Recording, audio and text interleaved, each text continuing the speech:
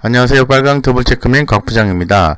오늘 전체 시장이 코스피도 그렇고 코스닥도 그렇고 전체 시장이 전일 대비해서 아주 큰 폭으로 좀 올랐습니다. 그래서 지금 그림으로 좀 보시면은 뭐 뒤에서 자세히 설명을 드리겠지만은 이 코스피 같은 경우에도 2366포인트를 돌파를 했기 때문에 앞으로 2600포인트를 향해서 뭐 갈 수 있는 여지가 좀 발생했다고 말씀을 드리고, 코스닥도 836포인트를 다시 탈환을 했습니다. 그래서 전체 시장이 좀 좋고요.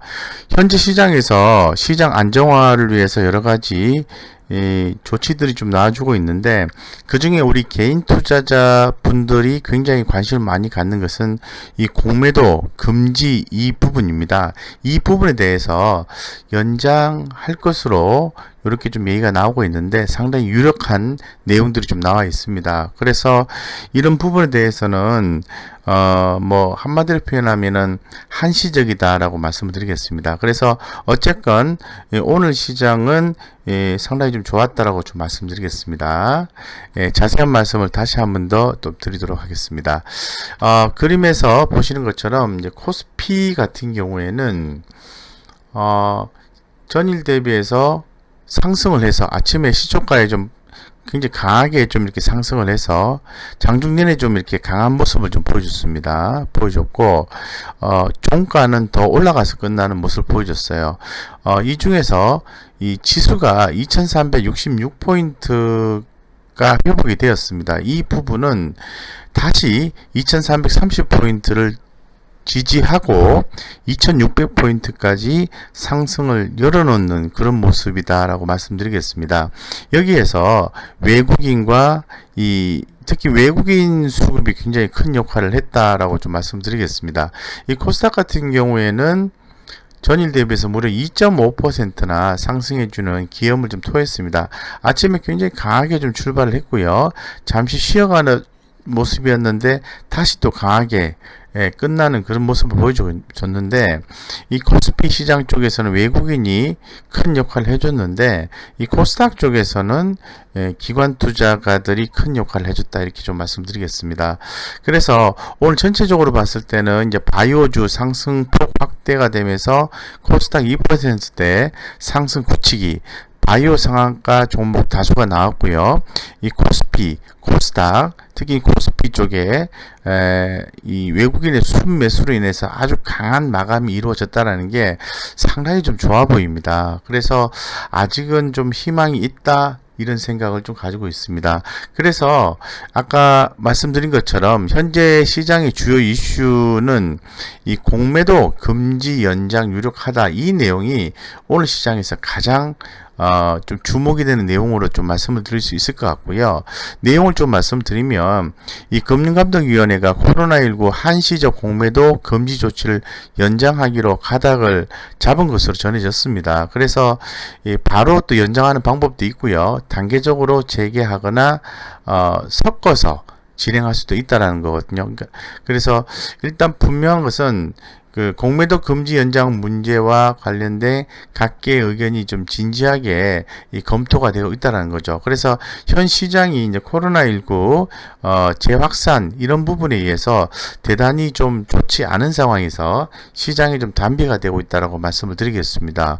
그리고 이 부분에 대해서는 9월 16일이 마지막 날인데, 이 9월 16일 이전 9월 15일 이전에 공식 발표가 있을 것으로 얘기가 좀 나와 있기 때문에 이런 부분이 시장을 좀 지탱해 주기를, 마지막까지 지탱해 주기를 좀 바라겠습니다. 그래서 뭐 주요 일정은 카카오 게임즈 수요 예측이 있죠. 그래서 카카오에 대한 관심이 많은데, 이렇게 어느 정도 진행이 된 상태에서는 우리 개인 투자자분들은 접근을 좀 안 하시는 게 좋아요. 왜냐하면은 이미 수요 예측이 들어가면은 외국인과 기관들은 그동안에 이벤트에서 이제 빠져나오는, 개인 수급이 들어와 주면서 빠져나오는 그런 패턴을 연구를 하기 때문에 뭐 다른 쪽에서 수익을 좀 보시는 게 좋지 않을까, 이런 생각 가지고 있고, 뭐 경우에 따라서는 트레이딩은 카카오에서 가능하겠죠. 더불어서 오늘이 25일인데요. 26일, 27일 날 제가 기존에 말씀드린 것처럼 전일에 말씀드렸죠. 미국 연준의 잭슨홀 미팅에서 어떤 얘기가 나올 건지 이런 부분이 상당히 중요하다고 말씀드리겠습니다. 그 밖에 기업 실사지수, 기업 경기 실사지수 BIS가 제조업 서비스업 부분에서 발표가 되기 때문에 상당히 중요하고 관전 포인트가 된다고 말씀드리겠습니다. 이 중에서 미국의 연준 잭슨홀 미팅에서 어떤 이야기가 나올지가 굉장히 궁금하다 이렇게 좀 말씀드리겠습니다. 좀 관전을 좀 하시도록 그렇게 하겠습니다. 그리고 오늘 좀 강세 업종을 좀 살펴보실 필요성이 있는데요. 이 강세 업종 중에서 우리의 또 수익을 남겨줄 수 있는 포인트가 나와주기 때문에 늘 살펴보셔야 돼요. 그래서 이 업종에 대해서 또는 이 섹터에 대해서 접근을 해야 되는지 단순히 그냥 관전만 해야 되는 건지 이런 걸 판단하시는 게 대단히 중요합니다. 그래서 오늘 같은 경우에는 강세 업종에서 제약 바이오 쪽이 대단히 좀 힘이 좀 강했고 아주 오랜만에 이 자동차 섹터가 상당히 흐름이 좀 좋았습니다. 자동차 섹터. 그래서 자동차 섹터가 어느 정도 조정을 받고 움직이는 것이 아닌가 이런 생각을 좀 가지게 됐고요. 그 다음에 오늘 제 눈에 띈 게 이 아이폰 부품, 이 부품 관련주들의 움직임이 대단히 좋았다라는 거거든요. 이런 부분에 대해서 좀 말씀을 좀 드리도록 하겠습니다. 그래서 먼저 제약 바이오 업종인데요. 여러분들 최근에 이제 제약 바이오에 대해서 좀 적극적으로 투자하시는 분도 계시겠지만은 좀 부담스러워서 좀 못하시는 분도 계실 것 같아요. 어쨌건 이 금일 같은 경우에는 이 바이오주 수급 쏠림 지속이 되고 장중 확대 상승폭을 확대를 했습니다. 이 코로나19 수혜주로 부각이 됐고 관련 투자 확대 기업의 기대감이 아주 증폭이 되는 그런 현상이 좀 나와졌거든요. 더불어서 이제 바이오 기업 지분 투자라든가 신약 개발, 임상 이슈 등의 주가가 민감하게 반응하는 모습을 보여줬습니다. 따라서 이 바이오주 대다수가 좀 상승을 해줬는데 그 중에서 진원생명과학이라든가 우리들 휴브레인, 오리엔트 바이오, 바이넥스, 일신바이오, 파맵신, 경남바이오파마, 우리바이오. 제가 개인적으로 좀 봤던 종목은 이 진원생명과학과 바이넥스 이런 종목 쪽으로 해서 저는 관심을 좀 갖고 있는데 어쨌건 저 개인적인 생각은 이 제약 바이오 업종은 현재로서는 수급이 상당히 쏠려 있고 변동성이 크기 때문에 조금 보수적인 투자 성향을 갖고 계시는 우리 개인 투자자 분이라면 접근은 안 하시는 게 좋지 않을까 개인적으로 생각하고 있습니다. 하지만 적극적으로 투자를 해서 짧게 트레이딩을 해서 수익을 남기시는 분이라고 한다면은 이 제약 바이오 쪽을 뺄 수는 없겠죠. 그죠? 그래서 그런 관점에 따라서 성향에 따라서 접근하시는 게 맞다 이렇게 말씀드리겠습니다. 근데 제가 조금 좀 보수적 입장이고 중장기적으로 좀 투자를 하실 수 있는 분이라면은 저는 자동차 섹터에 대해서 좀 긍정적으로 좀 말씀을 좀 드리고 있어요. 그래서 이 국내 자동차 업계의 실적 개선 기대감의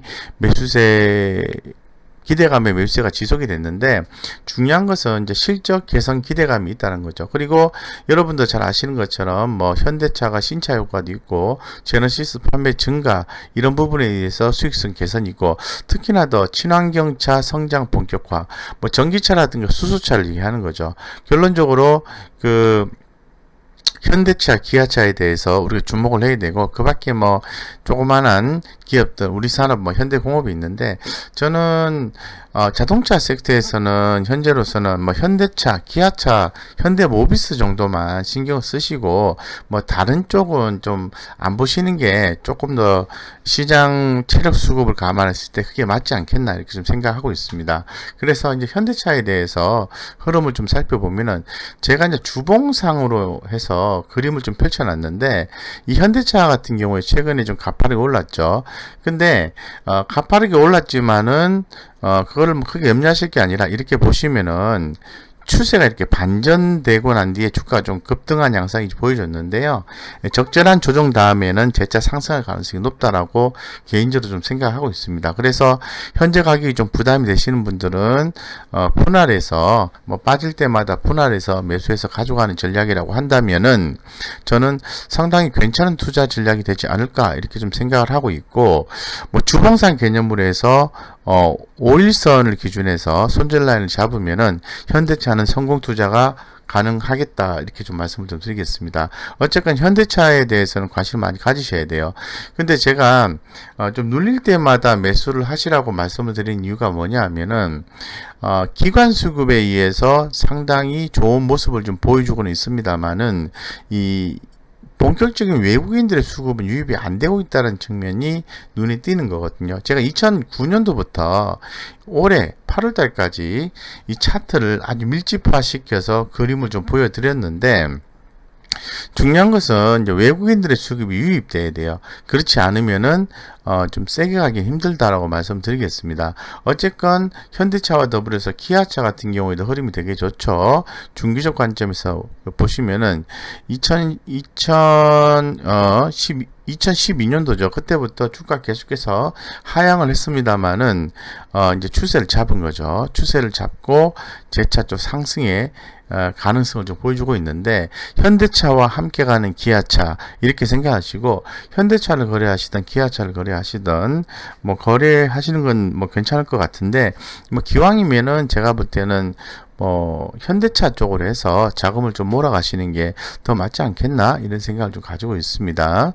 예, 그리고 역시 수급도 보시면은 지금 약간 양상이 좀 다른 게요.